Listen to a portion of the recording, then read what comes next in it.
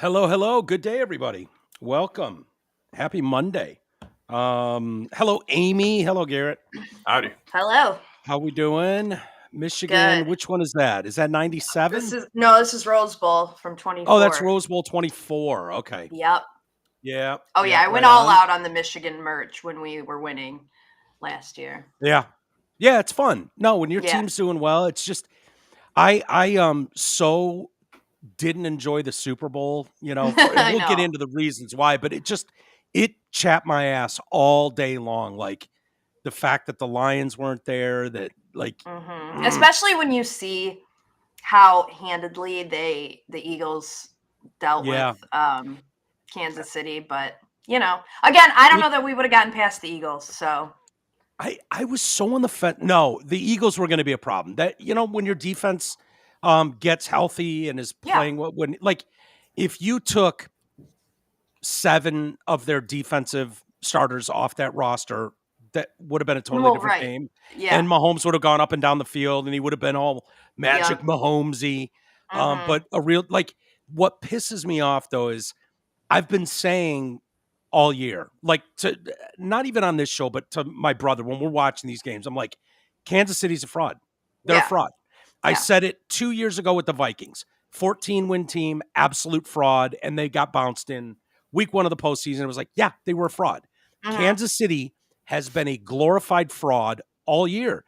And the thing that pisses me off is I don't know, like that game. Do you think the Bills would have gone down 40-6 at one point? No, they wouldn't have. So I don't.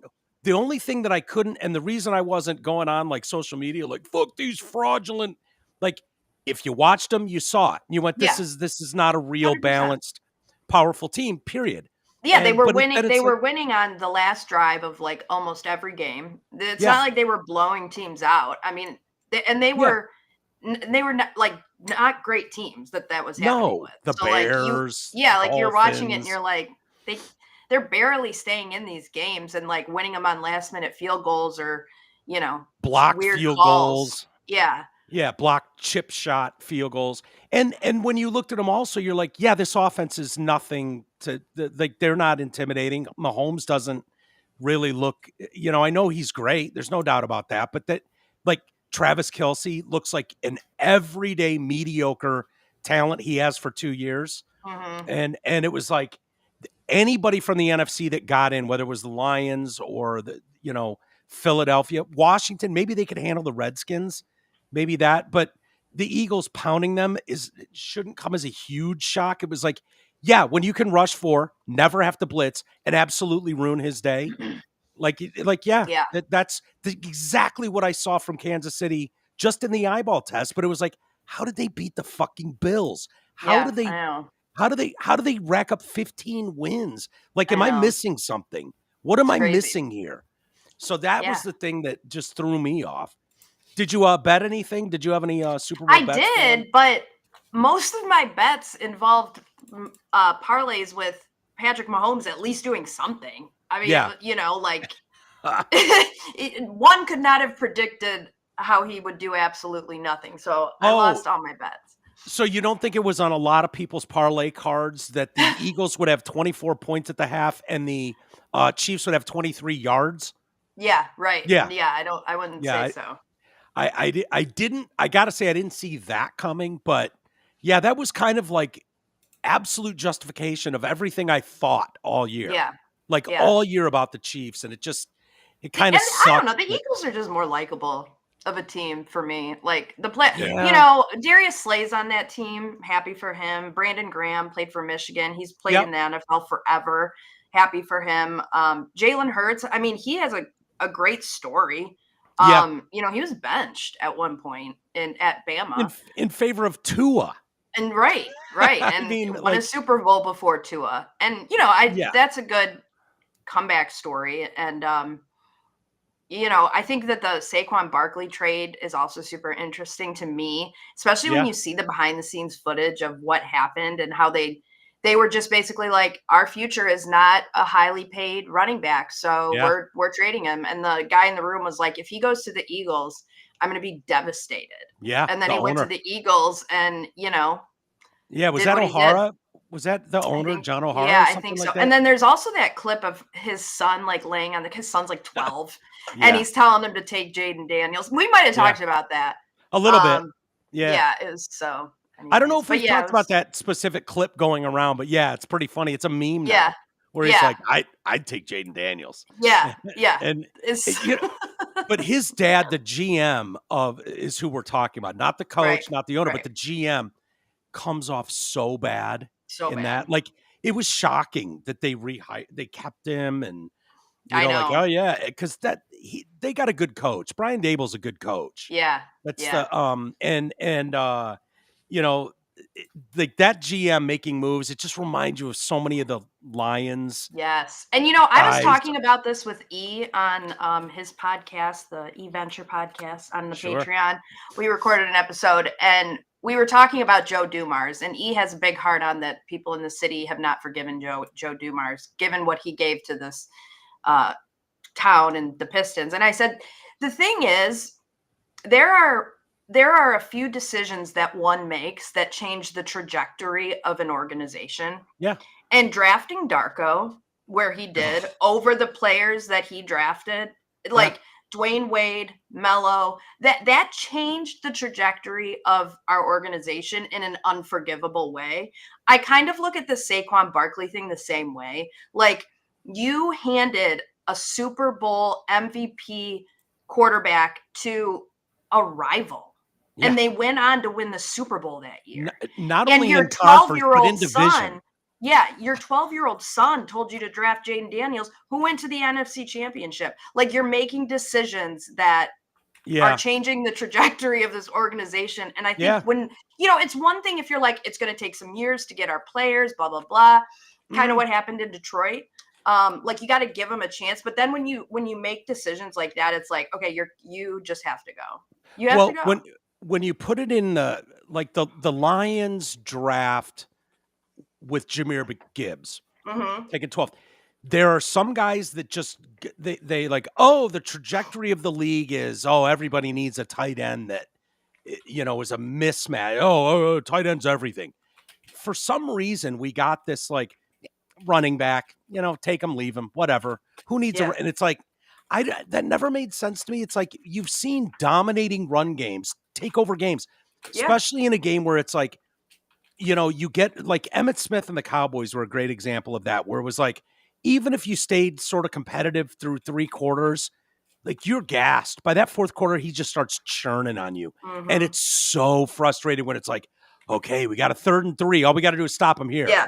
You're not stopping him at that point. And that's what a Saquon Barkley can do. Yeah. And Jahmyr Gibbs, when it was like, what are the Lions thinking? And it was like, you mean they identified the number 1 running back in the draft and went, we'll take that weapon on our team. Yeah. Like, on draft night, I never followed the pundits with that, where it was like, this is such a reach. He could have been there in the 3rd round. You're like, I don't care. The Lions went, this is a spot we want to get awesome, and we need the best in the world to do it. That's our guy. And you go, no problem with that. Great. Well, and then we're not going to give him the ball against the worst run defense in the league during the division. I know. But no, sorry, what were you saying? I know. Dude, you could literally do that every year in one of these games, one of these big playoff games where it's like, you outthink yourself almost. And the team that's like, you're like, wait, you took the ball out of whose hands today? Right. Because you assumed they were going to game plan for that. Yep. Interesting last night. What did you think of Kendrick Lamar halftime now, see, show? I love Kendrick Lamar. Yeah, huge Kendrick fan. Yeah. Listen to all his albums, know him by heart. Super into the Drake beef. Yeah. I'm Team Kendrick. So I like rap. So to me, I like Kendrick. I knew though that Kendrick is not a great performer.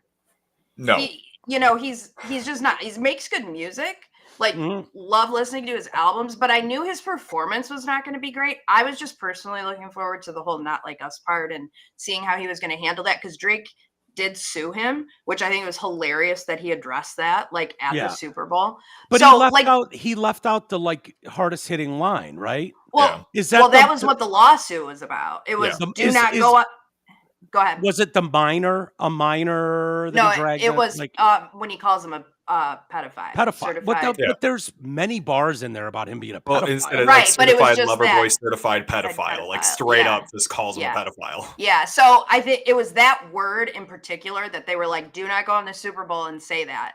Yeah. I don't even think they wanted him to perform the song because it has multiple lines in that. And I mean, the whole crowd saying A minor at the exact same time. And I just had to imagine. Which is a great line. It's a funny line. It's hilarious. For a diss track, A minor. That song was a bop. I mean, I had that on repeat when it came out. It's just a fun song. So I liked it. I enjoyed it. I know it was not a big hit, especially amongst the conservative crowd. Well, I liked it. It's funny. Rolling Stone just dropped an article 35 minutes ago, and of course it's the usual, right wingers really didn't like Kendrick Lamar's halftime show, and you can just hear all the digs in the article. So was Kendrick Lamar? He's coming off 5 Grammy wins, which doesn't mean shit to me, honestly. No. You won an award. Like, a little bit. Beyonce just won a fucking Grammy for country art. Like, who gives a shit? And a little bit behind Kendrick Lamar, actually, is I think this whole Super Bowl and coming up, this is just the conspiracy side of music, but he's being pushed right now harder than anyone else because they're trying to get away from the Diddy situation as far as possible. So they're pushing the Kendrick beef because it's a very anti-pedophile thing. Is that okay? Well, he won 4 Grammys for a rap album, and then he got on the fucking Super Bowl ticket with a song literally addressing Drake personally. So I think they meant for him to play Not Like Us because they're trying to be like, look, we in the music industry hate that stuff too, just like you guys. Sure. So they go on in their article to hear MAGA influencers, which is another, is a shot. Just calling someone a MAGA influencer. I'm a self-proclaimed MAGA influencer, and I liked the show. So fuck off, Rolling Stone. You didn't interview me. Yeah. They say to these MAGA influencers, Lamar is a nobody who got the gig as a diversity hire and couldn't sell his Compton swagger. Like, okay, I'm not a fan of Kendrick Lamar, and I know that's bullshit. Yeah. And I would never attempt to say something so silly. Guy had the biggest hit of the whole entire year. Yeah, he sold tens of millions of and he's about to go on tour. Not just that song, like he's already been called one of the greatest rappers by the greatest rappers of today. Sure. You really have to wonder if there was something wrong with their TVs. Hey, NFL, Trump won, Benny Johnson wrote. We no longer let talentless, mumbling, pagan, satanic cultists do halftime shows and pretend like people like it. It's not clear what connection Johnson believes Lamar has to satanic worship. Matt Walsh, who's trashed Super Bowls for a better part of a decade, calling it the worst he'd ever seen. Nobody can even understand what he's saying. And the vast majority of football fans haven't even heard most of these songs. It's a puzzling claim, considering Lamar is one of the most popular musicians on the planet right now. Others included Carrie Lake, who they say, election denier. So you hear all the tags in here, the usual shit. Mega MAGA, election denier, Carrie Lake, like it. Halftime show, 0 out of 10, without elaborating further. Okay, people are entitled to not like something. Happens every year with artists. That's okay. Why this is even more ridiculous is his last album was all about his family and like Christian values and like having like being a father and a rapper. And he's also been anti-vax, like openly. Like the right wingers should love him. Yeah, I'll get into my thoughts on this performance there when you're talking historically with the Super Bowl, where I think it falls short. So Ted Nugent, who's known for, according to Rolling Stone, Ted Nugent, if you're not familiar, he's known for his history of sexual relationships with underage girls. That's it. That's all Ted Nugent's given the world. That's what he's known for. That's what he's known for. He just bangs underage girls. So he wrote, "Hey, Kendrick Lamar, you suck." Matt Gaetz, a few months after the release of a House Ethics Committee report that described how he paid a 17-year-old for sex. Legal notice. Offered a more confusing perspective. the halftime show you just watched is clearly the regime's response to Trump's historic gains with black men. None of that's true, by the way. This would have been scheduled a year ago, long before the election. None of that matters. Exactly. Yeah. Ben I hate Shapiro, when they do stuff like that. It's so cringy. Just say you don't like it. Like this whole article could be like several words, and it would say, breaking news. White conservatives don't love rap music. Yeah. And that that's it. That would be fair. So it's not Tom McDonald or Jelly Roll. They don't want to hear it. Yeah. Ben Shapiro, I thought Ben's tweet was fucking hilarious. He responded by quoting an exchange between Trump and the Afghan reporter last week. Actually, it's a beautiful voice, beautiful accent. The only problem is I can't understand a word you're saying. That's funny as shit. That is funny. It's like now they're gonna tag Ben Shapiro. Like, what? He doesn't get it. It's like, no, that's relevant as hell and funny as hell, and so out of the way you'd normally see someone in power deal with a reporter like that. That was funny as hell. Trump's inadvertently funny a lot of the time. He is so funny. What did he say right after that? Like, something about like, I wish you good all luck the with your day. It was, yeah. Peace be with you. Go with love, or it was like something so weird. Yeah. Good luck with you going forward, and peace to you, or something like that. Yeah, I wish you with love in your heart, you move forward. It was something fucking hilarious. It was hilarious, and then it ends with, well, some right wingers did appreciate the red, white, and blue. I would say I don't have a dog in this fight. I love rap music. I love that. Really, my biggest hangup is country. I've never been a big fan of country. A lot of it sounds the same to me, kind of the twang in nature and the guitar. I'm not a big fan of the guitar twang. So it's just me personally. I get it. Super popular. I totally understood why Garth Brooks would play the Super Bowl. I understood stadium anthemic type shit at Super Bowls. Like, that makes sense to me.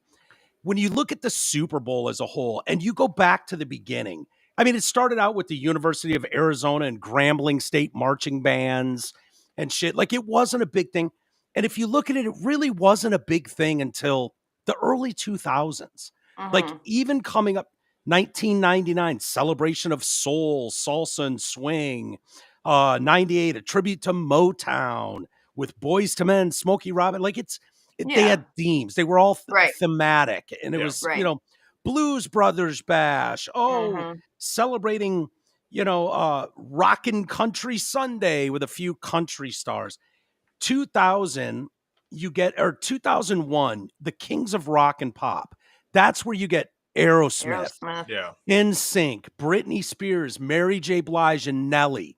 And you sort of see a theme where everything's covered. Like, all right, you like classic rock and roll at a stage this big with billions of viewers worldwide at an all-American bash, Aerosmith. Oh, you want the kids, you want the girls, NSYNC is here. And Britney Spears for the preteens. Mary J. Blige and Nelly for kind of the, that group of people that like R&B and pop, and they're big stars. They've sold lots of records. They have large fan bases, but it kind of covers everything. 2002, U2 performs. And it's like, okay, U2 is so big globally. Their reach is so huge. Their catalog is so huge. They can do it alone. Then you get back to Shania Twain, No Doubt, and Sting, again, covering kind of a huge swath. 2004, Janet Jackson, Kid Rock, P. Diddy, Nelly, Justin Timberlake. Again, we all know how that went. Yeah, of course. Changed the world. It was fucking hilarious. Yeah, changed my world too radically. But it's again, you're getting the rock, and you're getting the pop, and you're getting the kids. 2005, you get back to Paul McCartney. You got a fucking living Beatle, big enough, and he goes and kills it. Next year, Prince, legendary, the greatest halftime performance ever when it starts randomly raining during Purple Rain in Miami is one of the greatest performances ever. It's almost like God went, oh, you think Prince is good enough? Let me add to this. Yeah, right. Like, dude, incredible. Tom Petty, and then you get Bruce Springsteen, The Who, and then the Black Eyed Peas. Well, the Black Eyed Peas are big. They're good, but what can we add to it? Throw Usher in there. Also throw Slash in there. And then you get Beyonce. Then you get Madonna. 20 years too late, but whatever. Bruno Mars, Red Hot Chili Peppers. Kind of getting both. You're getting all of that stuff. And this goes on and on. Coldplay, Beyonce, Bruno Mars. Lady Gaga by herself. Maroon 5, Travis Scott, Big Boy. The Weeknd. That one didn't make a ton of sense to me. That one sucked. Terrible. Way worse than Kendrick. And you could make the Kendrick argument, though. Going on tour, super popular, sold a shitload of albums. Like, there's a difference between giant flavor of the day and iconic, legendary Eminem, Paul McCartney status that seems more relevant for a Super Bowl stage. I think Kendrick's getting up there towards that status, though. Like, in terms of like living legends, he's kind of getting there. Yeah, I don't know enough about Kendrick personally. I didn't care. I struggled, like, having those anthemic, like, stadium hits that you got to think about what the audience is for the Super Bowl too, and who's paying attention to that. I don't know. I haven't listened to new artists in a long time, so I know that I'm not probably the target. Yeah, but obviously there's probably as you go through that list, there's a big switch over when the NFL partnered with Jay-Z. And now Jay-Z 100%. is in charge of Super Bowl halftime shows.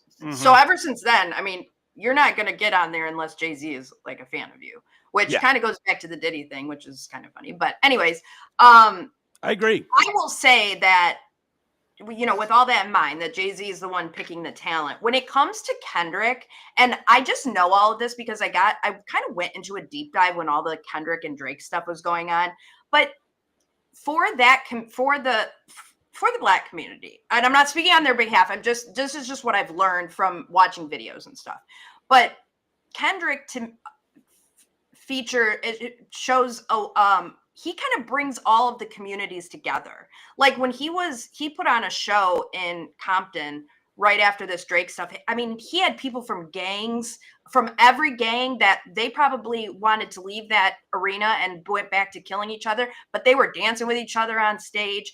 And, he is, like, to Garrett's point, he made a whole album about family and, being there for your kid. Like he just has a better message. And I think that that's just kind of why he's really big in that community is, he does do a lot to bring the communities together. Yeah. So his first two albums were, I'm trying to remember the albums in order. I think the first two were literally Section 8 and Good Kid, Mad City, which are basically about how to be a better person when you grow up in Compton.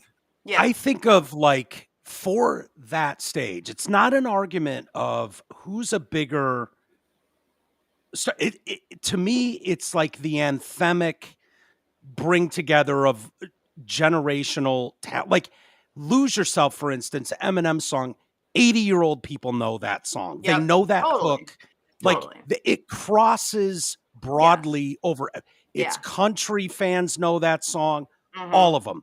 When I look at like the tour Bon Jovi, Def Leppard, Journey, and you like that is a tour that you could put on it. Like there's so many hits that that all generations and genres know. Yeah. They're anthemic hits, they're huge hooks, and there's stuff all sampled by every rap artist on the planet. Yeah. They all sample those artists.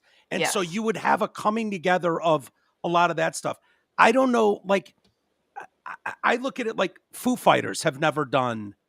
I think Foo Fighters are big enough that you could include in some Foo Fighter if you did a Seattle like I love the mashup. I wish they'd go back to the mashups because that's when you get really special stuff. Like I think of Aerosmith and the Walk This Way remix. Oh, Run DMC. Run DMC. And plus, there's another thing with hip hop nowadays. There's a whole new wave of hip hop that is very, very grunge based. Like they use a lot of grunge references and samples. Like you could totally do a Foo Fighters Seattle plus modern day rappers who kind of sample those guys and kind of have that style to them. Yeah. Yeah. But I think that goes back to Jay-Z when he has his targeted market and it's not us. Yeah. And so you have to keep that in mind. But if he were smart, he would, go back to that, because I think you're going to get a wider range. I mean, if it could have been Kendrick and somebody else that, has a super popular song, and they could do some kind of like Not Like Us mashup and with this rock and roll beat behind it, like it would have been really cool. But I don't know I don't like the one artist thing, and I never have, unless it's like a Prince. He can do it on his own. Yeah. But to me, especially rappers, because as a fan of rap concerts are not good. Rap concerts suck. Yeah. They've got all their hype men up there. They're running out of breath. They're usually not singing their song. They're just kind of like every once in a while jumping in on it. I remember going to early Eminem concerts, and they were fucking his early stuff awful. Oh, when awful. Like I saw some massive Eminem shows, Toughest Ticket in the World, him on stage, even in the Proof days, and like with a DJ, and it was just like, this is fucking embarrassing. It's horrible. When he took the idea, it might have been from Jay-Z, of the full band. Yeah, radically changed going to an Eminem show and seeing him in that environment with a full fucking band playing those songs. You still have the DJ. The DJ's gonna, there's always room for that. But it's unbelievable to see that in person and how much different it is in that setting. You know, there's just something about seeing a performer on stage. It's like Kid Rock. I'm a huge fan of Kid Rock. Seeing him at the RNC without Twisted Brown Trucker is embarrassing. So awkward. It's embarrassing. Yes. And it's like kind of that, Yeah, like carrying a show on your own is very difficult. And I don't think rap, they can't do it well. And so, it got me to thinking, Jay-Z did a song with Linkin Park back in the day. I was going to say that to you guys. The Linkin Park Jay-Z mashup album is one of my favorite albums. I forgot it was a whole album. I'm excited for the Korn Skrillex mashup. There's a documentary. There's a documentary out there with that one. It's amazing. Like MTV filmed that, and they performed that live. You can watch that on YouTube. It's amazing seeing that talented group, and they're a mashup band to begin with. Yeah, Public Enemy did that a lot. Yeah, Public Enemy. Oh, yeah, for sure they did. We've never seen Metallica. I think Metallica probably has the catalog that you could do something of scale.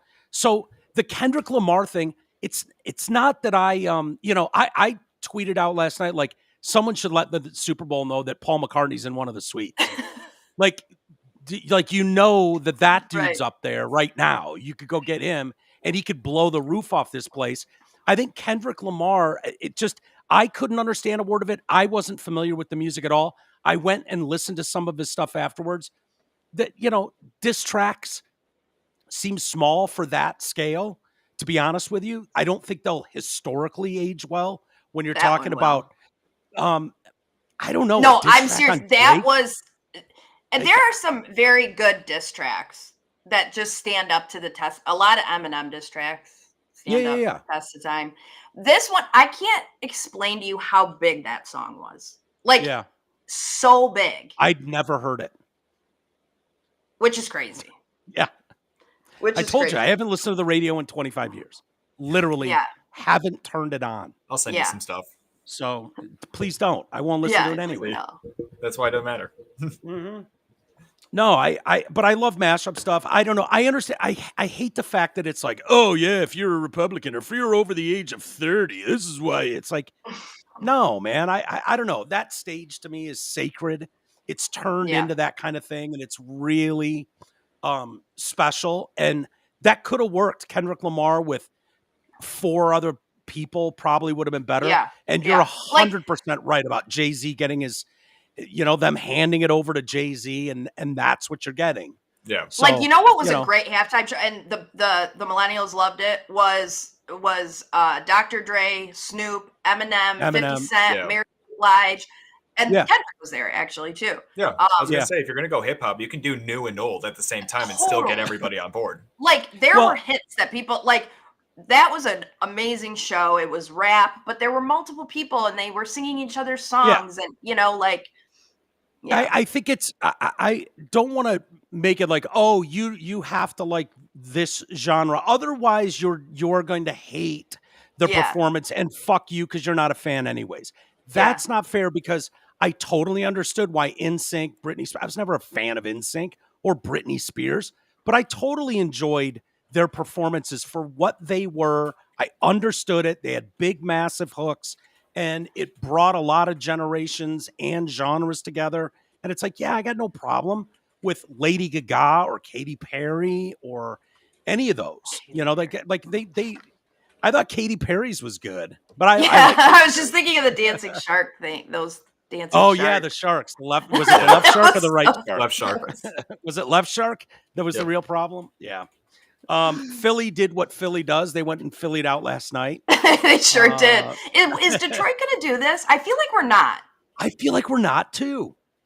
I feel like no. I hate to go on record and say that because this could be used against us at some point, but I just don't feel like Detroit's going to do that.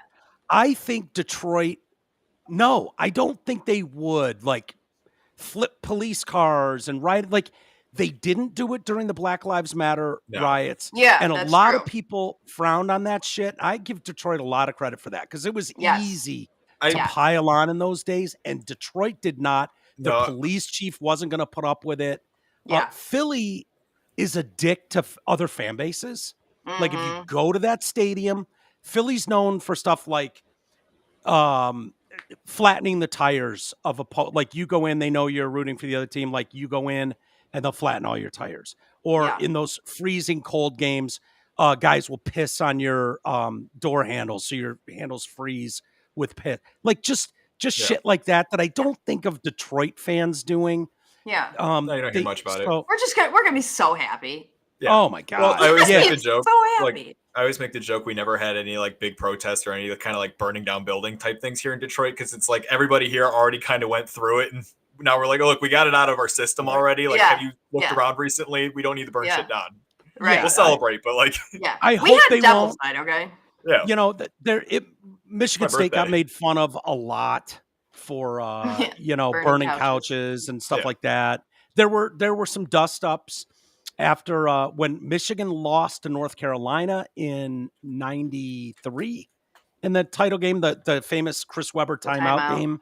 I think there were some dust ups around Ann Arbor after that, but I don't know. I hope not. I hope it doesn't turn to that stuff. Do you have the video there, Garrett? In Philadelphia, I don't think Detroit fans would be doing this kind of stuff. This is on Broad Street. That's the famous street there.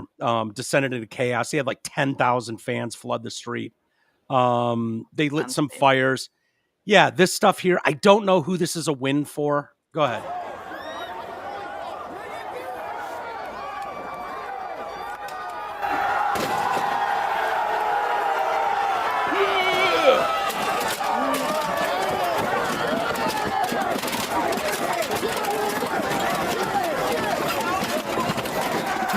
This is mob mentality shit. Oh yeah.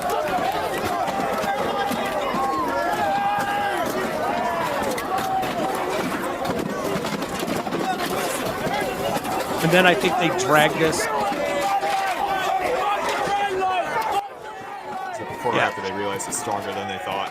I think they dragged this through the city, and This strikes me as mob mentality. Like these people wouldn't behave this way if it wasn't for 10,000 other people cheering them on. Yeah. Videos captured unruly fans jumping on top of cars, climbing on dump trucks, bus shelters, and scaling traffic light poles. After police decided for some reason not to grease the poles. They usually, in Philly especially, they grease the poles, making them hard to climb. Yeah. Crowds tried to flip over a vehicle, a cop car. Outside the city's Macy's, a group pulled down those traffic lights you're looking at there. Police were vastly outnumbered, as they always are. So, they had quite a few arrests. The scenes were reminiscent of their 2018 championship. What are these drunk fucks doing? Yeah, I know. What is going on? Honestly, if you get enough drinks and some college kids, you'll see some amazing things. They don't look like college kids, though, dude. No, they look like early 20s. These are definitely like early mid 20s. They're definitely young males, right? Oh yeah. Yeah, I don't know. This like, to me, I appreciate when, like, they take down the goalposts and then they carry it, like, 5 miles to the river. Like, to me, that takes some, like, real teamwork. Yeah. And I think it's better. Like, that to me, I don't know. But this is just, like, degenerate behavior. I can't wait for the cops to, like, bring that guy with the helmet in and be like, sir, is this you dancing around like a goofball, stomping on this traffic light? Yeah. Well, what's degenerate about it, though?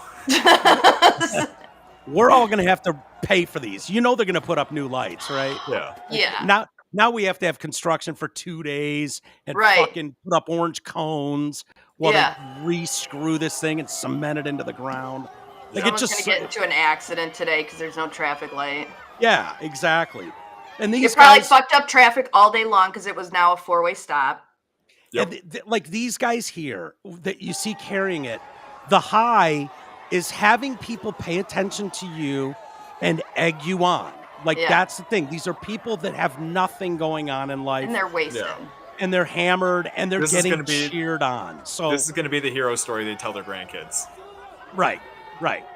It's just silliness. But this that's crazy. And this I mean, I don't know. It doesn't offend me, I guess. Nobody got hurt. Like, as long as you're not doing dumb shit.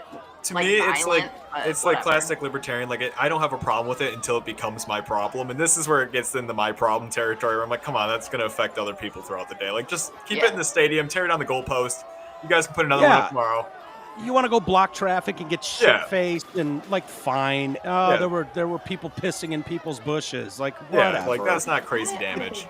Tearing up your city, and you know Philly's going to do this. Of course they are. Of course. And of course the cops are going to be outnumbered. You know, I don't know. It just seems dumb as shit to me, but, you know, we deal with it every year. All right, that's enough, Garrett. How about the commercials? Did we I didn't really pay attention. I was kind of, scrolling through my phone. My brother thought they were the worst commercials ever. I thought there were a handful of decent ones and then just not memorable. I don't know what these businesses get out of spending $8 million. I haven't figured out where the racket is in that. That these are somehow worth $8 million to get 30 seconds of a stupid commercial out there. I guess it's just one of those things where it's like every single eyeball in America, for the most part, is watching your ad. Like, nowhere else can you get that kind of a capture rate. Yeah, right. It's the same, like, 20 businesses now. It's always Bud Light, Budweiser. The ones that can afford it. We already know. To not see the woke brigade out, is telling. Probably a lot of these were shot long before the election results were known. So there were a couple, like Budweiser having the Clydesdales and having that wee little Clydesdale who's too small to join the team. And then the Budweiser guys lose one of the kegs and he saves the day. Like, I can watch those ones forever. Those ones I think are great. You know what I think Super Bowl commercials have become? It's one of those situations, and I experienced this too, where it's like, if you get asked to donate to an event and you're like, well, geez, all my competitors are donating, so I have to donate so I don't look like the loser that's not donating. Yeah. It's kind of like that. Like, well, shit, we've done it all these years. Our competitors are still doing it. We're going to look like our company's going to shit if we don't fork up $8 million for a Super Bowl ad. I bet companies dread having to do this every year, if we're being honest. Oh, probably. Yeah. Because I bet they don't get much out of it. No. Your best hope is to get some kind of viral moment.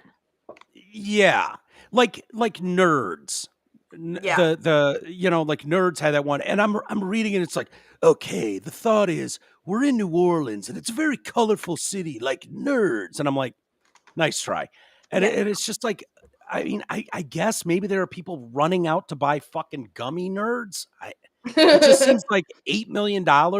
Like, I don't know. Make your press release instead of spending $8 million on a 30 fucking second commercial that would cost us, I don't know, $300 on Tuesday. We're going to donate that to the local homeless shelter and do $8 million worth of good in this community. Like, okay, that probably get more press and it'd probably be better. But these are just, I don't know. So, but the wee Clydesdale guy I thought was good. It's kind of nostalgic, like the Budweiser Clydesdales, and then you get the cute little guy. He's just too little to make the team. Like I love those as a lover of the Roops. Yeah. The Bud Light Cul-de-sac with Shane Gillis and Post Malone and Smart Peyton choices, Manning. by the way. What's that? Smart choices in people with Post Malone and Shane Gillis. Like that kind of, those two guys alone have revitalized that entire brand.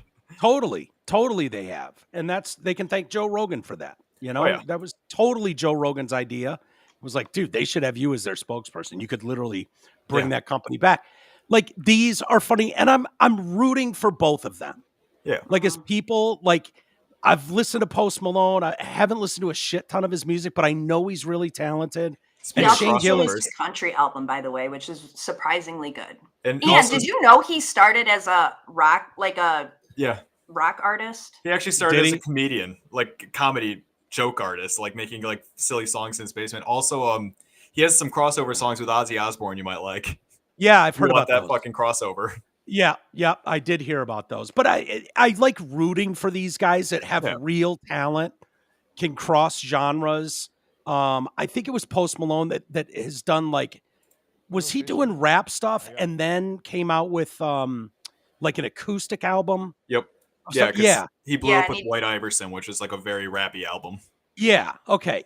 And now he has country. And Shane Gillis does not give a fuck. Isn't going for, shock or anything. He's just him, and that comes through. And it's a good commercial. I thought it was fine for a Super Bowl commercial. It's great. The other David with David Beckham and Matt Damon was by far the best commercial of the Super Bowl. I don't think I saw that one. Do you have that one on there, Garrett? It's probably on that list. I thought that one's hilarious. I don't know what it is. Matt Damon cracks me up. And I'll play it for you if Garrett can find it. It's in one of those. Sorry, dude. Sorry to do that to you. No, you're fine. What were they advertising? It was for Stella Artois. Is that the name of it? Yeah, I like that beer. Yeah, I do too. It's a good beer. Not that would matter. It could be for poison. Drink poison. I don't care. Mom, Dad, we have something to tell you. You have a twin brother we never told you about. I'm sorry. So, what's his name? Other David. You called him Other David. If there's two Davids, one has to be Other David. Growing up, they used to call me Other Kid or Eli's brother.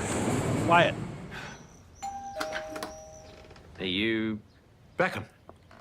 Dave Beckham. No way. Hey, what'd you say your name was? David. Try one of these. That is the best buffalo wing in the county. You eat buffalo? No, it's just chicken. It was invented in Buffalo, the city. So it's not buffalo. You all right, man? Still got it? Come on, guys. Sorry, it's a thing I do. You drink Stella? I have taste, David. There's something I have to tell you. My brother is a famous soccer player? Yeah. So how famous are you? Like Matt Damon famous? Maybe Ben Affleck famous. That's a shame. That's a great commercial. Yeah. That's good. Isn't that great? I like that. His parents named him Other David. What else were we going to name him? You had a twin brother, David. Other David. That would have me cracking up. And then I love the one with all the titties. Did you see the commercial? How do you say it, Garrett? Commercial?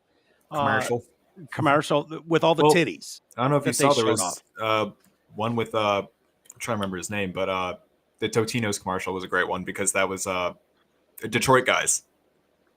Which one was that? The pizza rolls? Yeah, the pizza rolls. I don't think I paid attention to that one. What do you mean, Detroit guys? The two guys behind the Detroiter show, like they're from here. Tim Robinson and his buddy.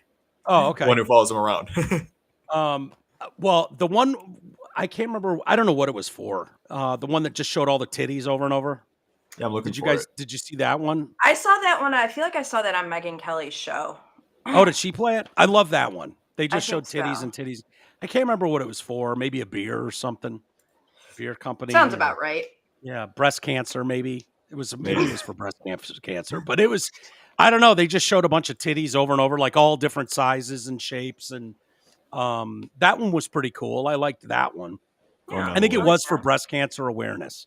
But I appreciate them showing a bunch of different titties in bikinis and stuff. Wait a second. So for breast cancer awareness, they showed off like people's healthy boobs. Like, hey, here are healthy boobs. Bet you wish you had these. Remember these? Yeah.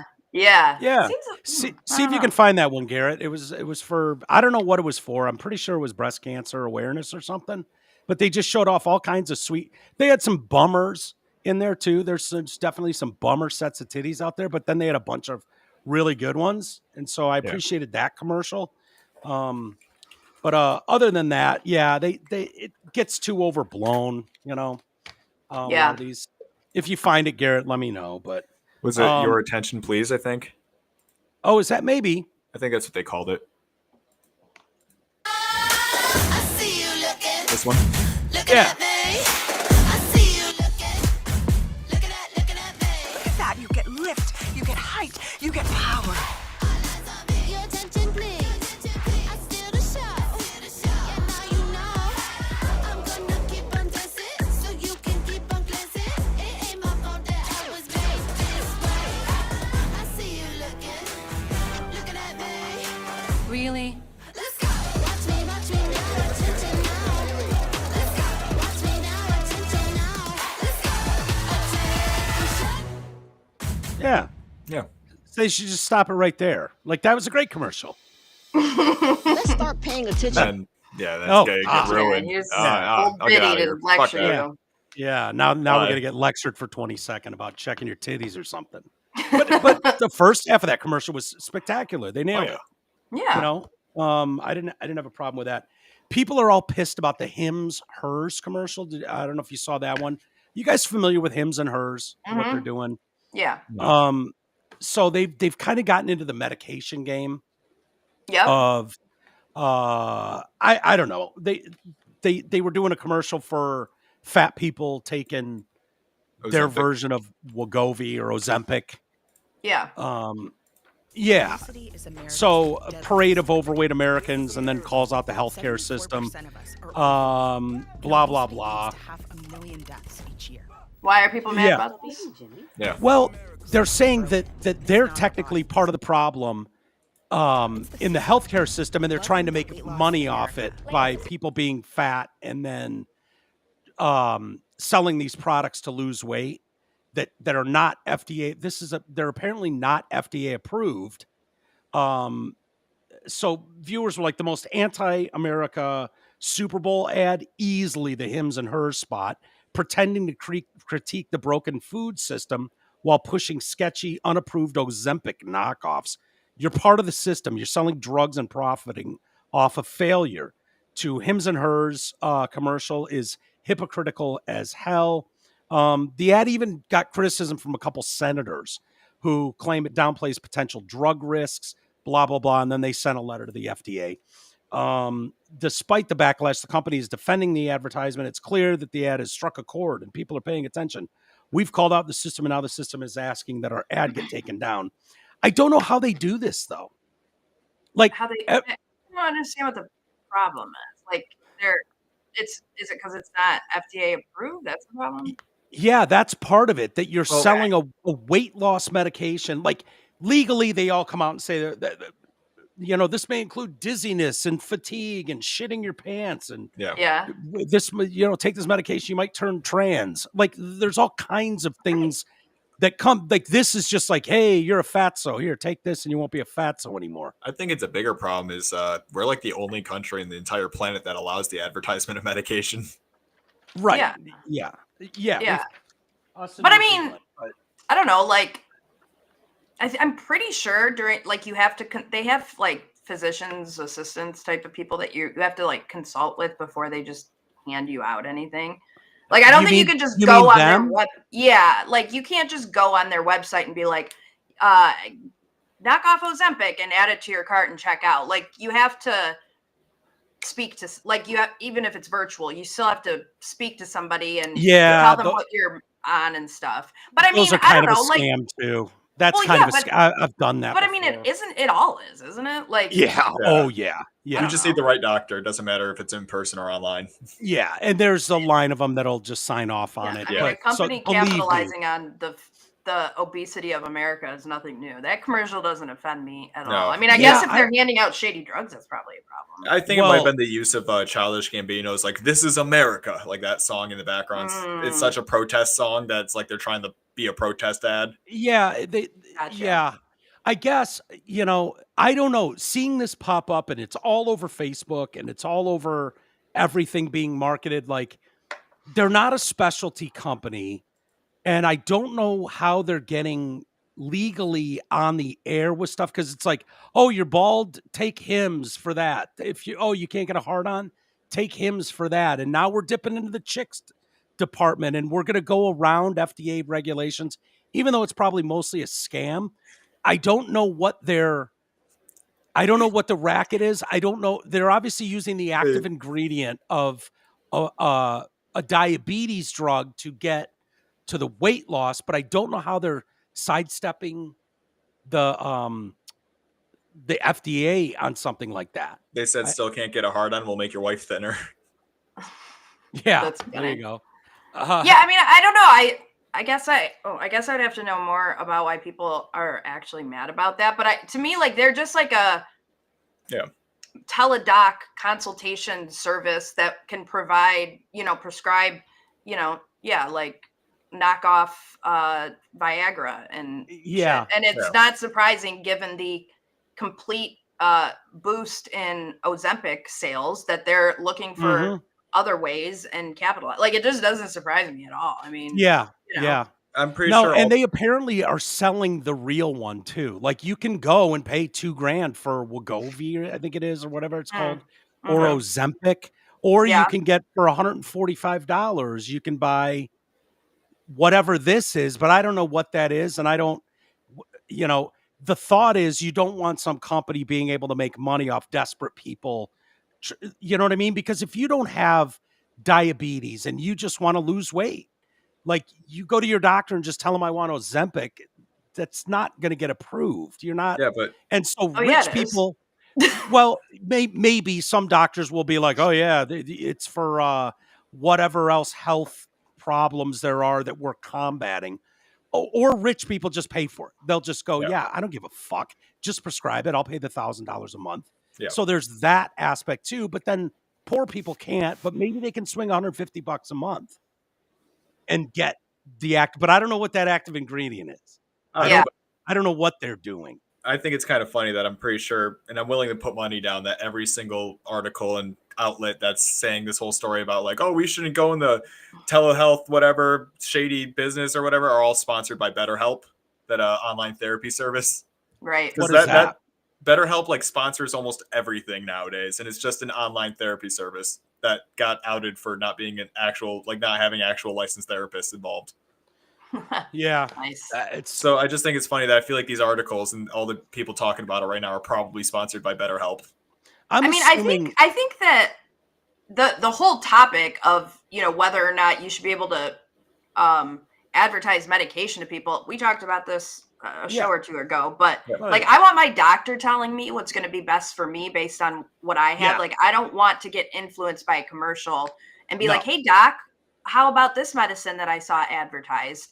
And so like that in and of itself is like a bigger topic, but I think accepting that that's allowed, which it is right now, every single one of those companies is preying on vulnerable people. I mean, they're all people who will do whatever they can to get out of the medical condition that is keeping them down. And now that is overweight people. And when you see people like Oprah and everyone's doing it, it's like, yeah. Well, at some point you're going to take whatever, there are going to be more trials and on the active ingredient in whatever these are. Right. So, you'll get to a point. It's just like Viagra when it came out. It was a heart medication. It wasn't for fucking dicks that won't get hard anymore. Like, and then it was like, oh wow, look at this wild side effect. Holy shit. I can get rocked no matter what she looks like. This is amazing. And so then it's like, okay, how do we get this to just be a hard-on drug? And that's what'll happen, because you have a critically sick body of people. Like the country is critically sick. It's catastrophic to the healthcare system. it's going to get way worse. And having people be like, it is unfair what's going on with the American public, with what they're eating, how they're eating, proportions, shit that's in their food. It is unfair. And as someone, I've dealt with this. I've taken, I've been off it for a couple months, which sucks. I can't wait to go back on it. Ever since I switched insurance companies, I need new prior auth. And so it's a whole fucking thing. Annoying. But I notice it immediately in the difference. First off, not that anyone gives a shit, but my blood sugars are through the roof. My glucose levels are all over the place, totally out of sync. And and what I'm finding is I can't get full. And so that drug for a diabetic takes my levels and flatlines them, period. And you do something like eat just a normal portion meal and you're good. You're good. There's no overeating. There's no fucking snacking at midnight because you're starving. None of it. So whatever's happening there helps my health critically, and hopefully that'll get worked out in the next week, and then I can go back on it because you just felt better. And so that active ingredient, somewhere down the line, you're going to want to get that into the general American public. You might not be dealing with out of control fucking glucose levels and blood sugars. Like that might not be your issue, but I'm telling you the difference in just what you normally eat and like, oh, I got a burger. I only ate half of it. I'm good. I'm good. I'm not. It's the same way with Adderall. Right. Yep. Right.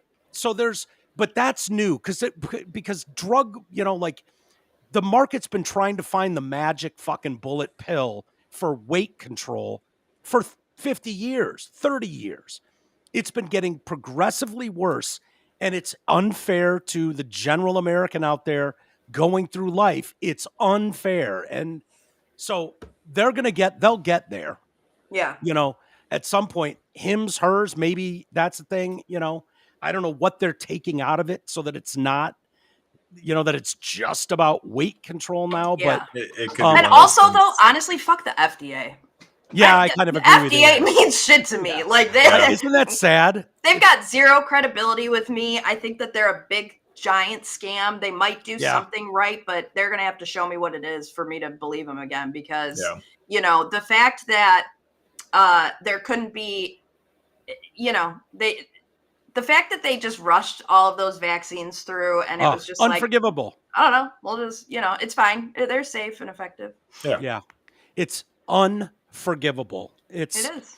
What else is expect from the same company that says Fruit Loops is okay? Right. Yeah. Right. Yeah. Not part in of Canada. McDonald's breakfast. That one. I didn't believe that when I was fucking a kid. I didn't believe it was part of a healthy start to my breakfast with a glass of orange juice and a slice of fruit and a bowl of Fruit Loops. I didn't believe it when I was 10. I didn't give a shit, but I didn't believe it then. Oh, I still love cereal, but I know what it is. Yeah. Yeah. That whole organization needs an overhaul. Yeah. And they're going to get it. Hopefully. We're dealing with it now. This stuff pisses me off too. So Trump went to the Super Bowl. Kudos to him being the first U.S. president to ever go to a Super Bowl. Boy, oh boy, were they mad about that. Yeah. Oh, yeah. The left was mad about that. Oh, yeah. They're mad about everything, always. Everything. It's just exhausting, the amount of people that you see going, oh, my God, can you believe what this fucking... It's like, the tax dollars that are being spent on him going to the Super Bowl. And I'm like, what are you talking about? So you just don't want him to ever leave the White House because it's going to cost us money and security? And like, do you know how expensive a ticket to the Super Bowl is? I'm like, do you think the president of the United States was charged to go to the Super Bowl? Yeah. He wasn't. Give me a break. FYI. So he left early, which pissed a bunch of people off, which didn't, but that's what they're going to argue. He leaves early at every game he goes to. Yes. So he's president. I was going to say, how else are you going to get out of there all right? Like in one piece. It's a fucking big event. They had him departing at 8:05 Central regardless. Like, it's on his place. First off, I don't buy that shit. Because, if Trump wants to do something, he'll just fucking do it. He was, remember, and Michiganders will remember him being 4 hours late to a rally because he was doing Rogan. It was like, this is more important. I'm doing this. Whatever senator needs to talk to me at 8:05 Central, can fucking wait if it's that important. Like, so that I don't believe, like, oh, he's on a clock. He's got to be like, okay. The other, Trump became first ever to go to a Super Bowl. It was likely skipped by his predecessors due to the headache it would cause for the most highly protected individual to go in and out of the stadium. Yeah, except Trump goes in and out of every fucking stadium ever. Do you think those stadiums are more secure than the Super Bowl? Oh my God. I don't know if you guys were ever anywhere near Detroit when the Super Bowl happened, but those events, like, geez, it's in Arizona every 4 years. And, you know, I was talking to G about what that is, like, to get anywhere near that stadium. Yeah. When you've got the Super Bowl in town, it is locked down miles around the event. Like, there is no more security. Like, you don't have to do extra security for the president. No one is getting anywhere near that place that's going to be a problem. So his normal security would be just fine. Well, I think he'd have no more security than Taylor Swift. Yeah, that's probably true. Yeah, and you think about all the people that would be like, he has no more security than he does when he goes anywhere. Yeah. Right. He just went to an event like he fucking always does. There's like no more, no less. Yeah. So the people you brought up, Amy, are the ones that I really have a problem with. These critics, you know, who, let's be honest, it doesn't matter. We talked about this 8 years ago. He could cure cancer and they'd be like, well, it fucking took long enough. Like, it doesn't matter what is said, what is done, what the intent is. It doesn't matter. And it's just so hard to wrap our heads around how these people behave. I've always hated this, like, the president's spending our tax dollars on his security. Well, like what? I've always hated that argument. I hated it when they did it against Obama, the golfer in chief. Like, if these guys want to go fucking golf, who cares? Yeah, and they deserve security for the rest of their life, too, by the way. There's it's so simple. There's 47 of them, and about 5 are alive at any given time. Right. Yeah. I think we can handle protecting 5 human beings on planet Earth that all require 12 individuals looking out for. Like, fine. And also spare me with your fake concern about tax dollars. Yeah. Okay. So people are breaking it down that this costs $15 to $20 million. Taxpayers paid over $20 million for felon Donald Trump to attend half the Super Bowl. Where is Doge at? Didn't we also just pay $20 million to give transgender search in Colombia or something? Yeah, exactly. Republicans against Trump wrote, Trump is the first president to end the Super Bowl game, a trip that will cost taxpayers millions of dollars. What happened to government efficiency? Shut up. Shut up. It's so infuriating. We hate so much that no matter what is the intent or the outcome, we've got a problem with it. Never mind the fact that there was a terrorist attack there a month ago. Yeah. A ton of people died. That was a big event for the president of the United States to be at and see the victims and shake the hands of their families. Like, hello, he was being presidential. This wasn't just so he could go watch the Chiefs and the fucking Eagles. I guarantee he didn't care about that game. And oh, by the way, this guy goes to UFC events like all the constantly. Yeah. With security, by the way, that we pay for because he's an ex-president. Like, just spare me. Spare me. And oh, by the way, the guy doesn't take a salary. Okay. Yeah, so he's entitled to a few fucking events that maybe he wants to go to. And do you think those events like it when the president of the United States shows up, or they don't like it? Yeah. My guess is they fucking overwhelmingly love it. Do you have his response there, Garrett? I think there's a couple videos. I thought this was blown out of proportion too with Taylor Swift, and I'll tell you why. But Trump's reception, I mean, this is shade. So if the critics think yeah, sure, you can start with that one. I think there's 2 of them there, Garrett. Yeah. This guy did a good job.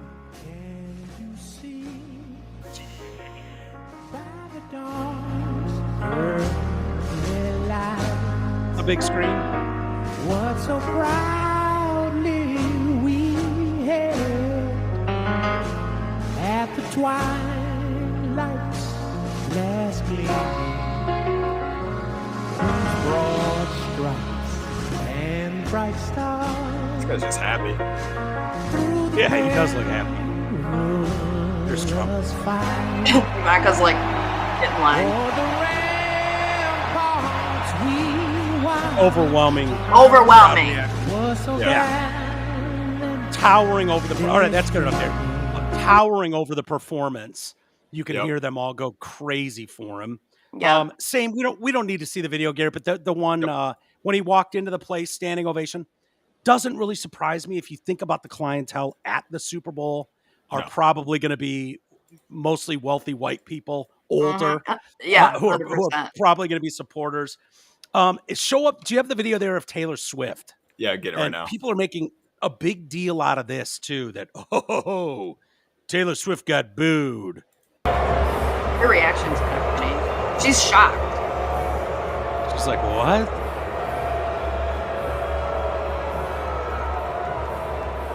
What's going on? Yeah. They're booing me? Oh, I don't get booed. So yeah, now we've got to spend the day with lip readers trying to figure out what she said. She said something like, what is going on? She said, what's going on? Yeah. Yeah, like, what is going on? Like, why are they booing me? Well, first off, what you heard there were Eagles fans. Correct. Who are assholes. And Taylor, you've dipped into the social and the cultural phenomenon that is picking a team and then having the other fan base immediately fucking despise you for it. Oh, by the way, she used to be an Eagles fan. That's where she's from. She grew up an Eagles fan. Yep. So, you're surprised that they're booing you? What? Yeah. It's just so funny. The people were I love these people too. The real reason Donald Trump left the game early, people are speculating it's because he predicted the Chiefs to win and they were getting their asses kicked. And, Trump's so embarrassed by this prediction that he had to get out of there. He couldn't handle it. I mean, I also saw that reasons. That Kendrick offended him with his performance because it was supposed to be a big fuck you to Donald Trump. And is that what that was? Yeah, that's. Yeah, hilarious. Why did Trump pick the Chiefs? Well, he likes Brittany Mahomes because she likes him. He's got an ongoing feud with Taylor Swift.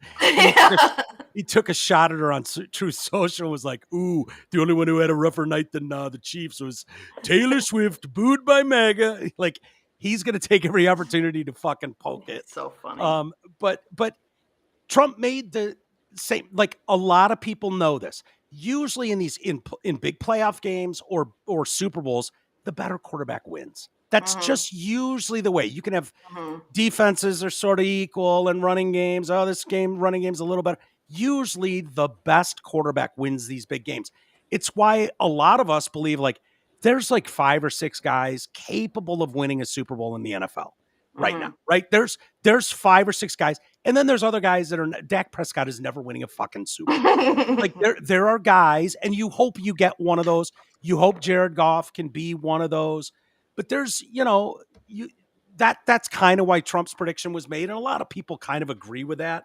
Yeah. But and I mean, presidents fill out brackets and stuff. They're not always right. Yeah. Who gives a shit?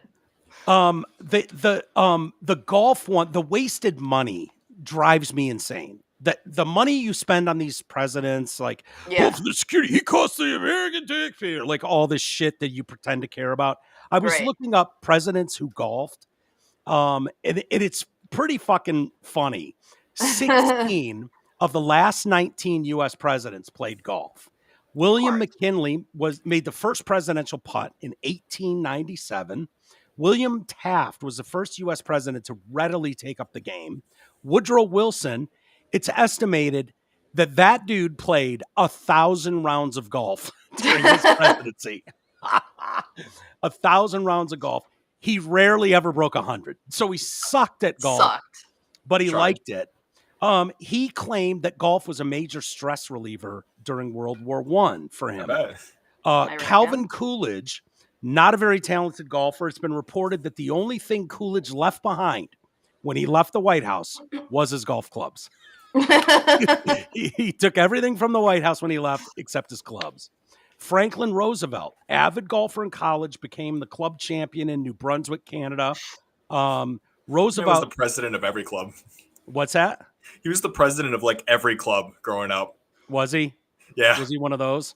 He's one of those guys. He got polio at age 39. Yep. Robbed him of the game he truly loved. Dwight Eisenhower. He famously was a member at Augusta. And at the White House, he had a putting green installed. And during his first years in office, it's estimated he played more than 800 rounds of golf. His handicap never reached single digits. John F. Kennedy was known as the duffer in chief. He apparently sucked. But he was actually Kennedy. No, maybe that was Eisenhower. Kennedy was a member of the Harvard golf team, so he must not have sucked that bad. Lyndon Johnson might be my favorite president ever because he just didn't give a shit. He held cabinet meetings while he was on the shitter. On the shitter. Like, he would just whip his stick out and piss in public. Yep. I didn't know this, but he had a nickname for his own dick. He called it Jumbo. Yeah, that's what he called his own dick. He was he was a close talker. This dude's like 6'4". He was a close talker, so he'd get right in your face, and he was known to open his pants and wag his dick at people all the time. Yeah. Like that was his finishing move. Yeah. So he was no stickler for the rules when it came to golf. He would take up to 400 swings during an 18-hole round. Oh my God. If he didn't like a shot, he'd just drop another one and hit it until he was satisfied. He's the president. Like, that's the one we're playing. I fucking love that. Yeah. Why are we doing this? I'm in the rough. Oh, I'm in the woods. Now I got to go find my bullshit. Yeah. No, I'm the president. So I'm the president. I'll be swinging from right here. You don't like it? You can check out Jumbo if you don't like it. Yeah. Johnson used golf rounds to sway senators into voting for the Civil Rights Act in 1964. He knew by playing golf with political friends and enemies, he'd get 4 hours or more of uninterrupted time with them to strengthen or sway their opinions. Yeah. I mean, why do you think golf is such a big thing in the business world? Corporate world.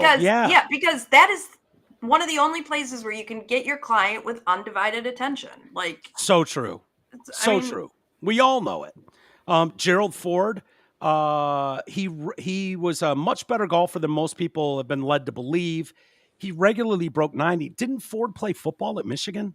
Uh-huh. Yeah, you would think he'd be a good athlete.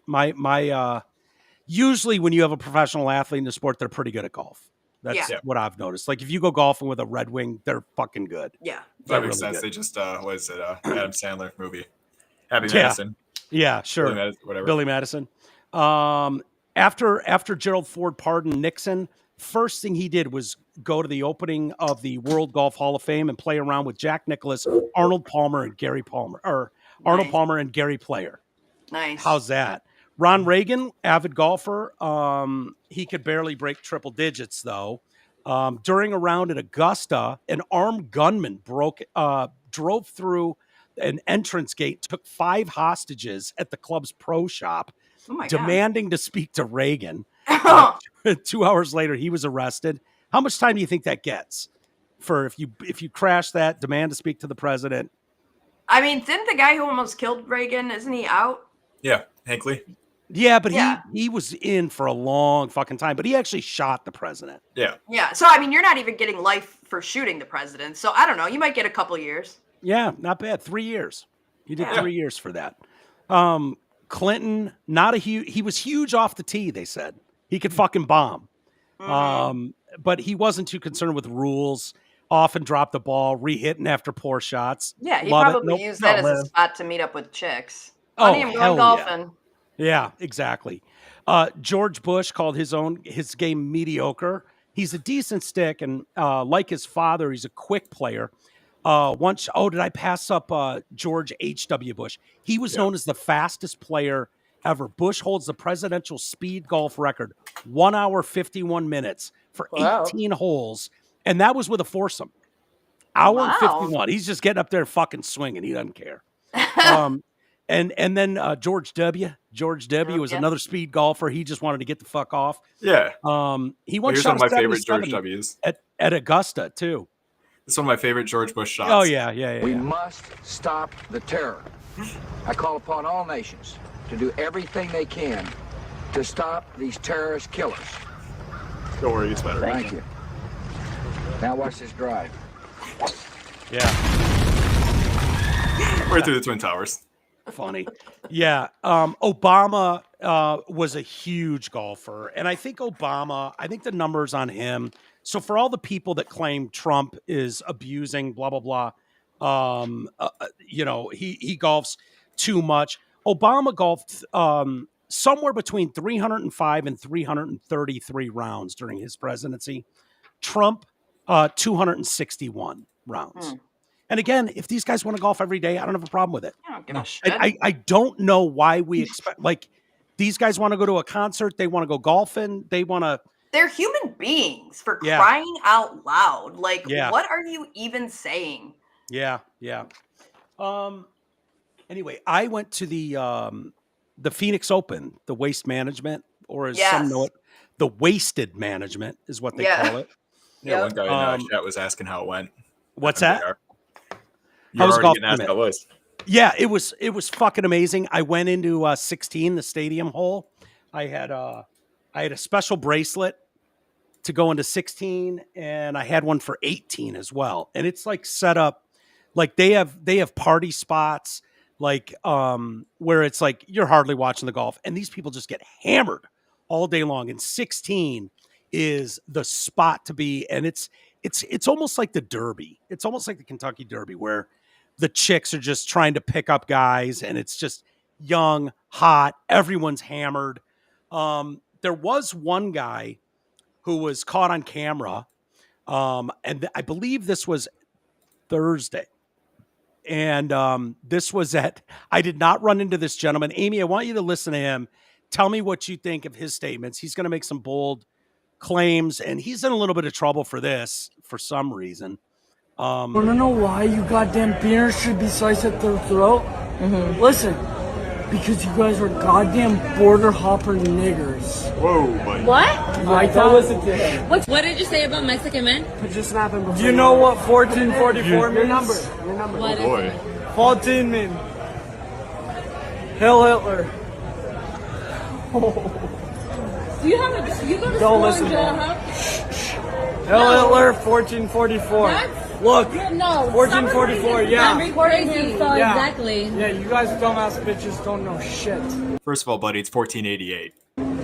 Shit. Don't listen to What is him. 1444? No. Fat girl. 1488 is Hail Hitler. It's 14th what letter is- of the alphabet, or the 8th letter of the alphabet, and then I Right. forget what 14 is. I don't know. I'm not all up to date There's on my- stuff for his birthday on 420. There's all kinds of shit for Hitler. What is 1444? You want to Google it and see what the hell 1444 is nothing. No, he's mistaking 1488. That's Okay. the Nazi. Are you call-out. sure there's nothing to? He's pretty adamant about 1444. I mean, I can Google it real quick. Yeah, see if there's anything there. Yeah, no, it just may that refer to a year, a bill of sucks. law, or series of products. Nothing. That's. I mean, that kid. Yeah. Good luck, buddy. Yep. He continues on. Fat We girl. watched it. Yeah, what? What, bitch? Fat girl. Come here, say Come something. on, go. Say something about Mexicans. Say something about them. Oh, Mexicans? No, exactly. Oh, we can No, get say in a something, rabbit you hole. Hitler. Let's You not want dive to down know the Say rabbit hole. something. You You want ugly to know motherfucker. That's why you You want to came know to us something with about that. Mexicans? Yeah, say something. You goddamn beaners should be sliced at the throat at the border. We should slice you. My God. Goddamn beaners at the throat. You want to know why? Come here. Bring the camera. No, I'm in. listening. I'm Yeah, listening. bring the I'm camera in. listening. Bring the camera in. Yeah, I'm You listening. want to know why you goddamn beaners should be sliced at their throat? Listen, because you guys are goddamn border hopper niggers. What? Like that was a dick. What's your name? Yeah, I'm listening. All right, good enough. Yep. I did not run into this gentleman at the Phoenix. I ran into quite a few drunk people that wanted to knuckle bump with you for all kinds of dumb reasons. Yeah. That young man there, I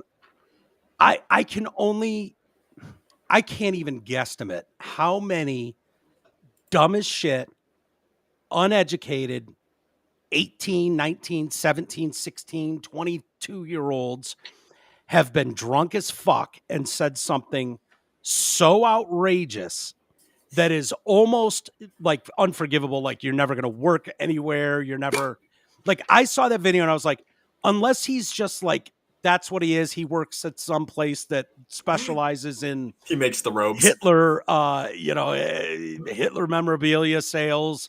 Like, no, you're done. You're never working again. Done.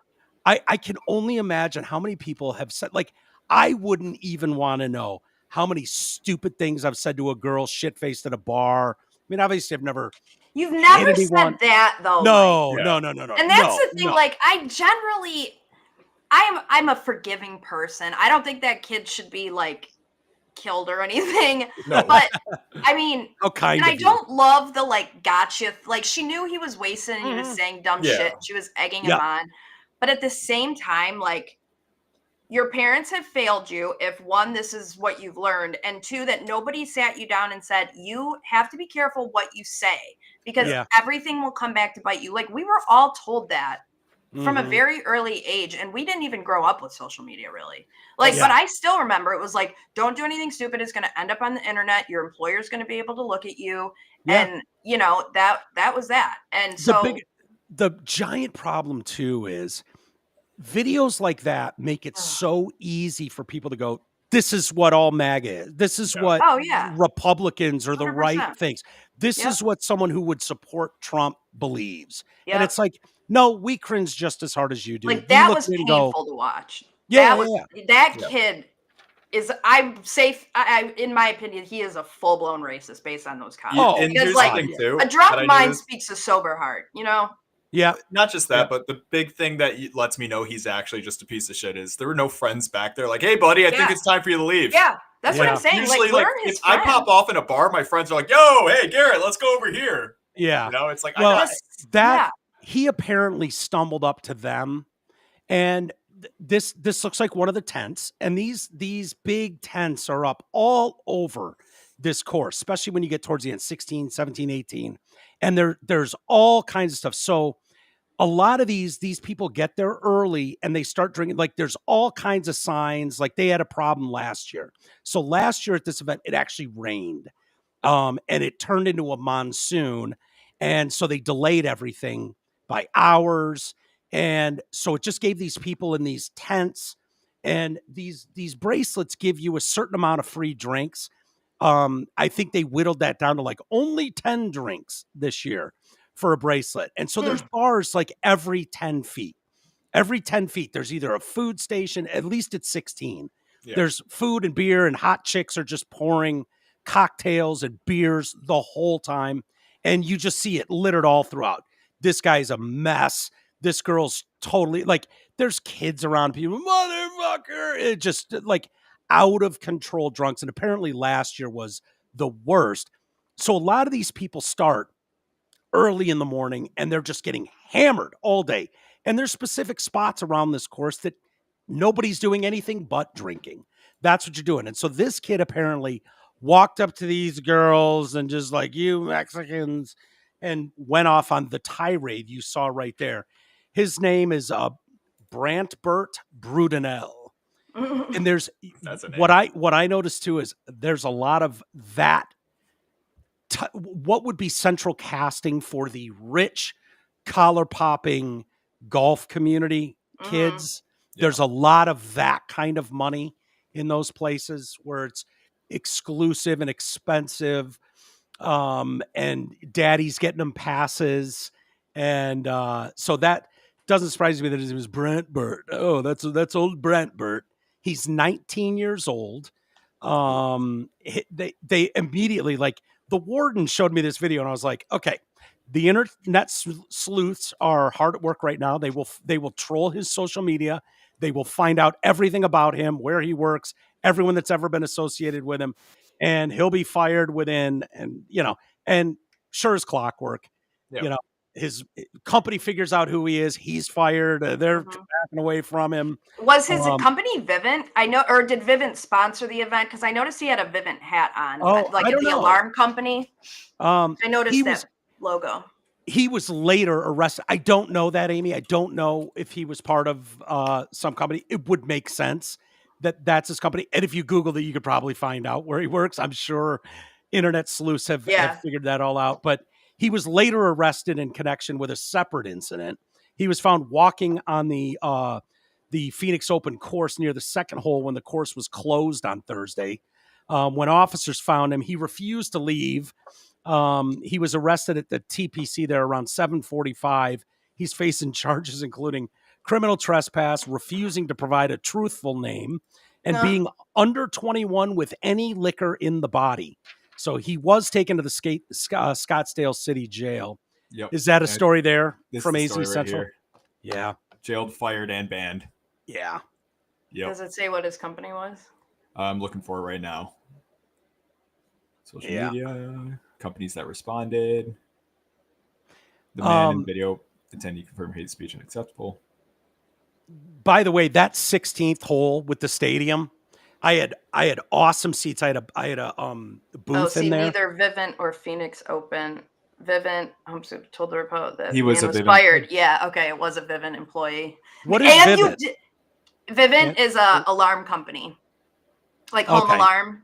Oh, like ADT or whatever. Yeah, like you did that racist rant in your employer's hat. Yep. Yeah, that's a fireable offense, my guy. And that racist rant is going to get you terminated from everything. Regardless. Whether you're wearing, you could be wearing the opposing. You could be wearing an ADT logo. Yeah. And give that rant, and Vivint is still going to have to go. All right, we appreciate the work you did for us, dude. That's actually kind of a good idea. Isn't that a great Honestly, idea? I don't know. They might not. They might give him another chance. Who knows if he actually works for Vivint or not? That would be hilarious if you put on like your competitors' logos, hat, shirt, and then put on like one of those COVID masks and just went on some horrible racist rant. Horrible. I mean, you'd be doing basically what Antifa does when they dress up in Trump gear and start shit. Dude, that's hilarious. What a concept. Not to give anyone ideas. That is funny. Yeah, we're not endorsing that behavior, but that's funny. If you're a small business I have no problem with that guy being fired, by the way. Yeah. I don't either. Especially since he was wearing the employer's hat. My God. Yeah, that is brutal. Do you think like that one so crosses the line? Like, I like there are ones out there where it's like, you know what? You get a 19-year-old drunk enough, and they say, especially when you jump. Usually, when you jump into these things, like, this is just how humans behave, you get into an argument with someone at a bar, things don't go, and it's like all of a sudden it escalates, especially when you're drunk, to I'm going to throw the most vicious thing I can say to them. It's like that is not lost on me that happens. Yeah. But when you start pulling out 1444, that means like you're like so far down into like serious racism shit. That kid has two options. One is to be in the KKK and just like make it up to Grandmaster Wizard or whatever the top of the food chain is over there. He's in jail right now. You should find some Aryans. Yeah, or he'll have no problem there. Or like, I'm not saying he should never be able to hold a job again, but his only option in that world is to fall on the sword and say, my gosh, I watched that video and I was super racist. And so I've gone to therapy and I'm in rehab. I clearly had a drinking problem. Like, you're going to have to really fix yourself. And like, I hate to say, do the work. That's that guy's only option. Yeah. Because time heals all wounds, but he's going to have to work on. It's a perfect example of like, I'm all for free speech, but there is a point where free speech becomes fuck around and find out. Yeah, exactly. Especially in your employer's hat. Like, hello. It sucks kind of, because I agree, Amy, like there hopefully is a redemption path for everybody. There totally is.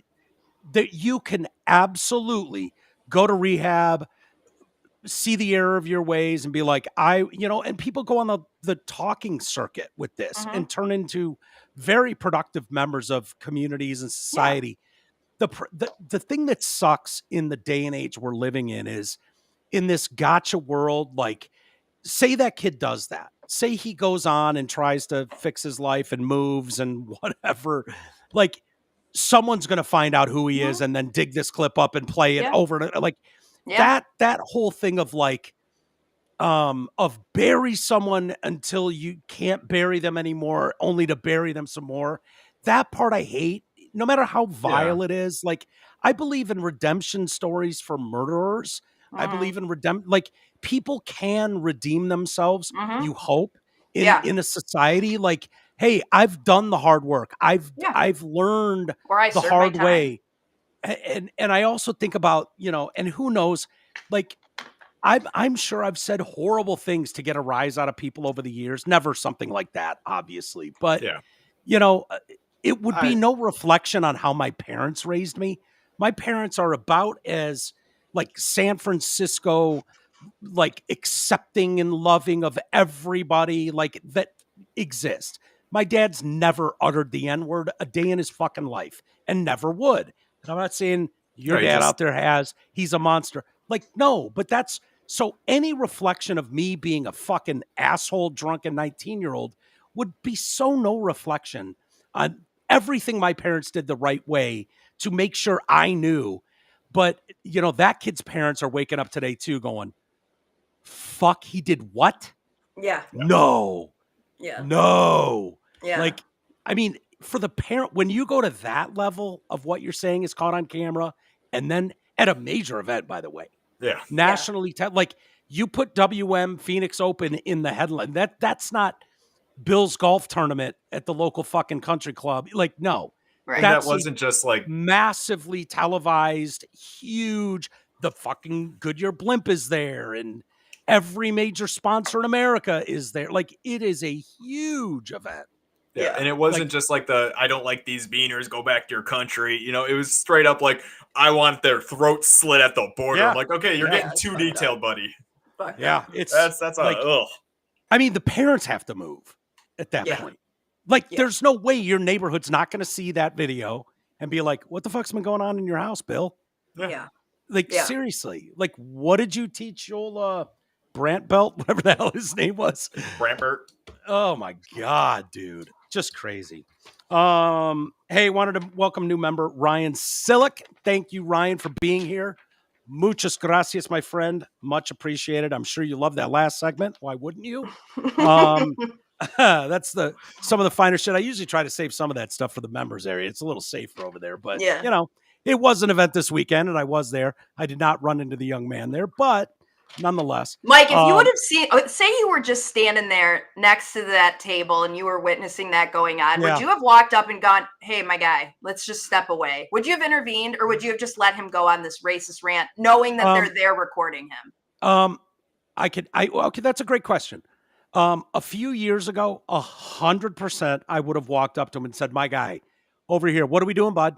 What are we doing, bud? Thanks, ladies. Sorry about that. No, I don't know him, but, you know, 100% I would have done that. The way society is now, you don't know who's filming you and is going to be like, yeah, you're defending this. Totally. Obviously, you're trying to protect him. Let's get this guy's name out there and ruin him. Or someone's going to fucking take a swing at you for it's so crazy right now. I like to think that I would have stepped in seeing that and been like, oh, I really do like to think I would have, but I tend to stay the fuck out of people's business now. Yeah. I don't want to be bothered, and I don't want to bother anybody. Yeah, I'm the same way. And I'm more getaway guy now, where when I was younger, 100%, I would have. Would you have stepped in? Yeah, I would have. See, I can't control myself in those types of situations. I would have been telling him to walk away. Like, I would have been like, you need to walk the fuck away right now. Like, what you're, and I would have been like, that's not like in a supportive way, but like, just like, dude, you need to stop. You need to walk away and get the fuck out of here. Where are your friends? I just tend to like when I see people like just totally popping off in public, I just am generally like, can you just calm down a little bit? I don't sit there quietly. I'm just like, I don't know why you're like getting all worked. So I probably would have said something. Yeah. But I'm just lucky I haven't really ever been beat up, because I would definitely. See, I've always been a people watcher. I'd just sit back and watch. At most, I would join in on the Mexican girl side and kind of like, I'd try and egg them on a little more. Like, hey, tell me more about this 1444 thing. Yeah, man. Which is way worse. I know I would make things worse. So I'm better off sitting in the back. I would have been like, take your racist ass somewhere else. You need to get out of here. Like, nobody wants to hear your bullshit. Yeah. Because at the same time, like, there's no reasoning with someone in that state. That kid is obviously so fucking drunk that there's probably that's why he needs somebody to snap him out of it and not. But I don't know. I don't know that you could. Right. You cannot. I don't know that you can snap someone out that's that drunk.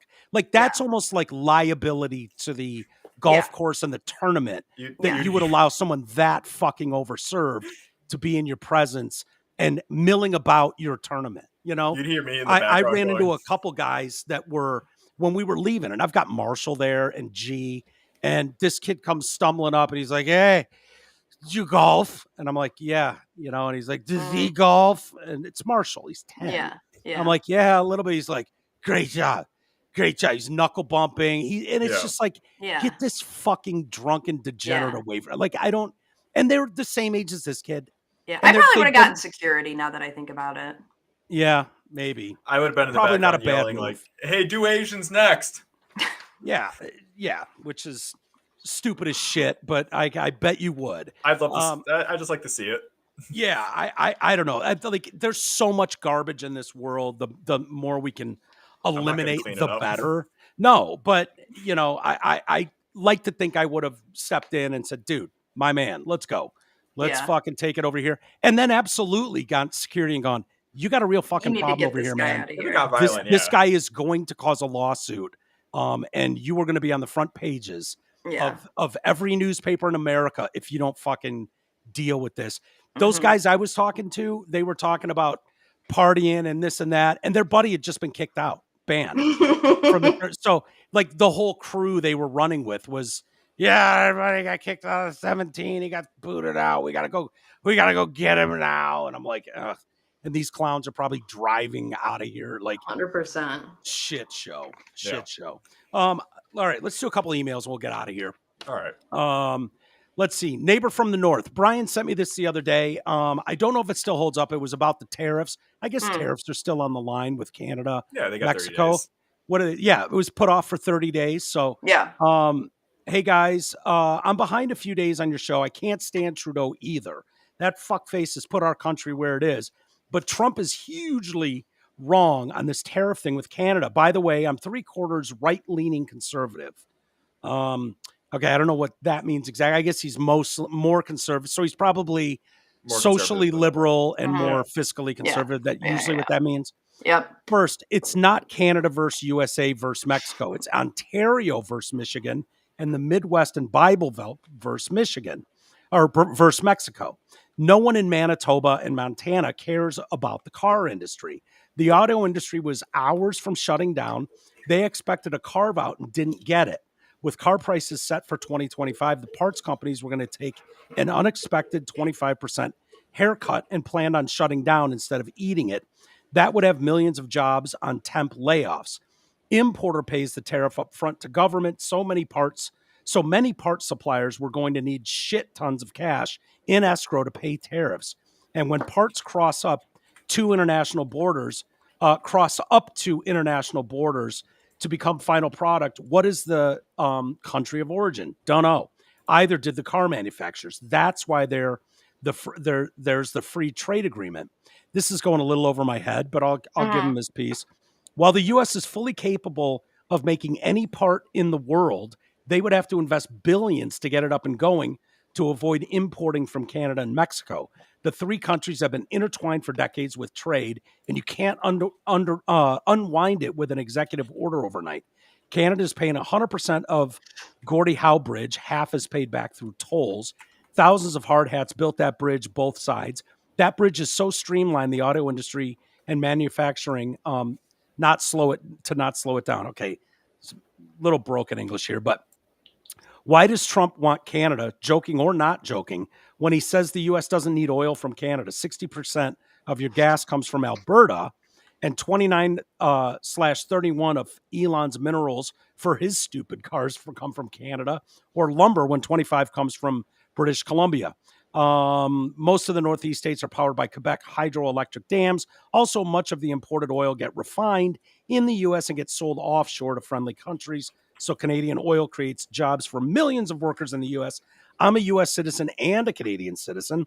Love both countries. I work in Michigan as well as Ontario. Believe me when I say this is no company. There's no company on either side of the border is going to lose money. U.S. companies are not losing to Canada.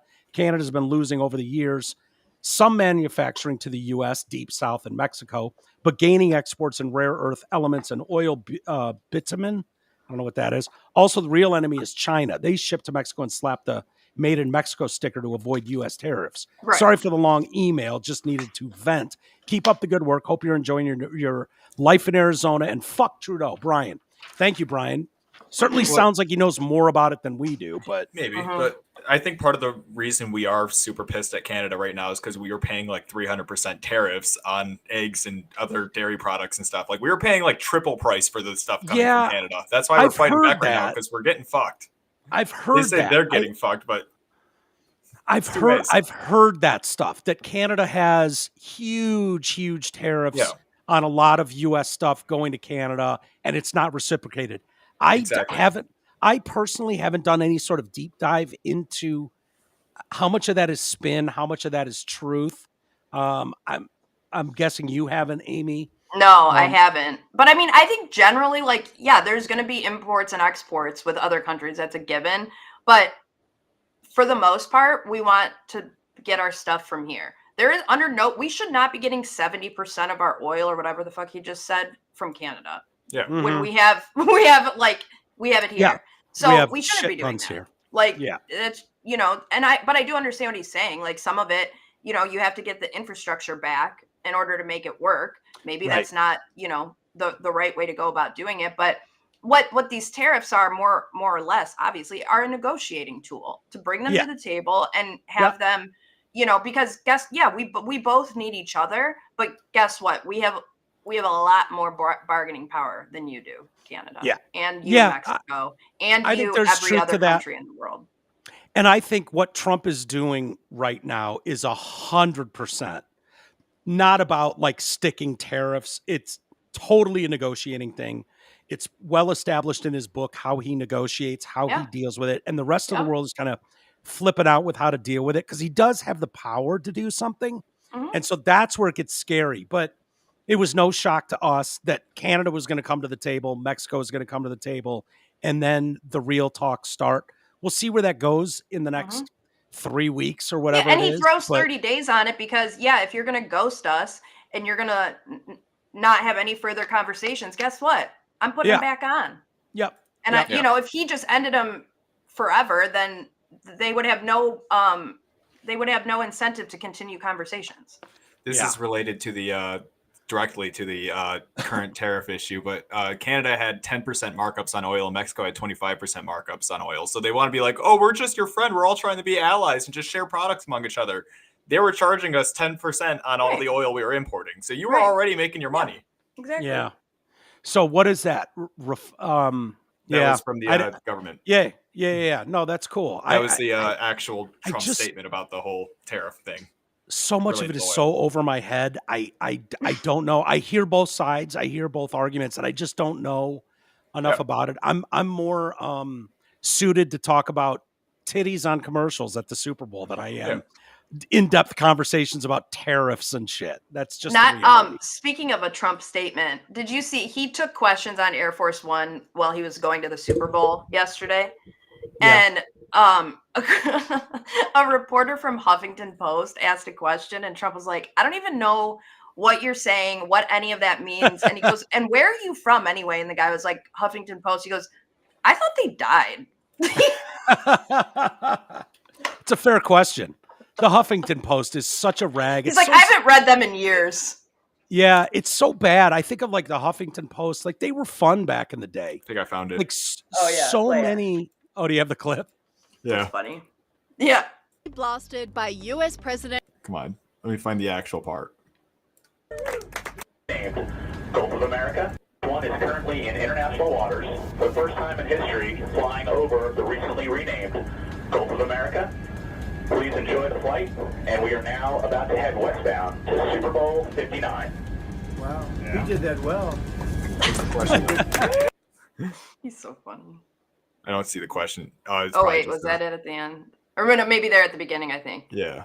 Donald Trump after he asked a question on board Air Force One. Yeah. The Vice President suggested that if the Supreme Court rules in a way that you don't like, they can just enforce it by themselves. Do you agree with that? I don't know even what you're talking about. Neither do you.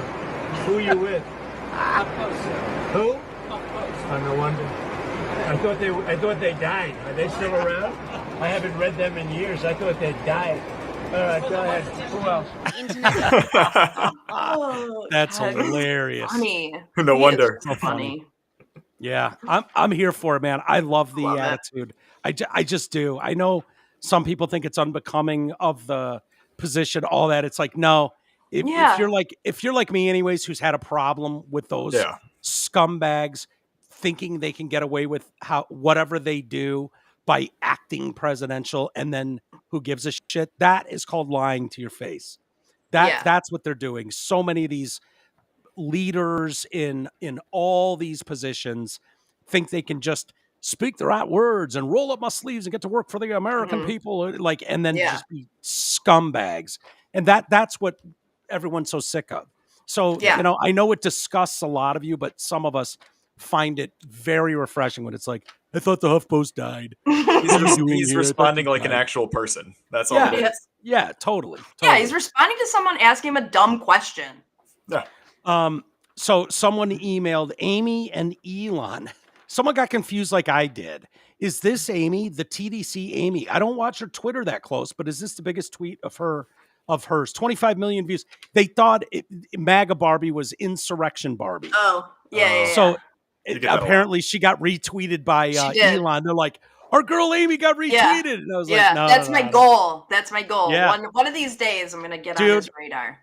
I'll tell you what, you keep posting the way you are and you will, because there's a difference. When I see your tweets, when I see your posts on Facebook, there's something that leaps off the page to me, that they're very well thought out. They're not just an emotional throw, which is very hard to do. And some people probably don't even know what I'm talking about, but your posts are special. They really are. There's a reason you have as many followers on Twitter as you do. It's impressive. So I think you will get there, honestly. And then Dustin wrote in, we'll go out on this one. Garrett, where's my fucking F-word pass? All right. Thanks for the Friday content, bros, and hole that's not a hole. Holes that not a hole. I like that. Message me on Facebook, give me the details on where it's going, and I'll get one going for you. Yeah, I don't be dropping the ball on this, Garrett. No, I will. I'll do it. He's probably running around eating the F word because he can't say it. I got a couple left. He's not covered legally. So, no. All right, Amy, you have a wonderful time in the Bahamas. Thank you. We look forward to having you next week. Yes, I'll be all tanned. Yeah, I love it. Are you going to get hammered while you're there? Is this like a drinking and weed thing? Do you drink much? I'm not a big drinker. This is more just like relax, lay out in the sun, chill. Yeah. Love it. Read a book or something. Yeah. Love it. All right. Well, have fun. Garrett, I'll see you tomorrow. Yep. 3G may join us, finalizing with that. But either way, Garrett and I will be here. So have a great rest of the day, everybody. Amy, have a wonderful and safe trip. We'll see you when you get back. See you guys.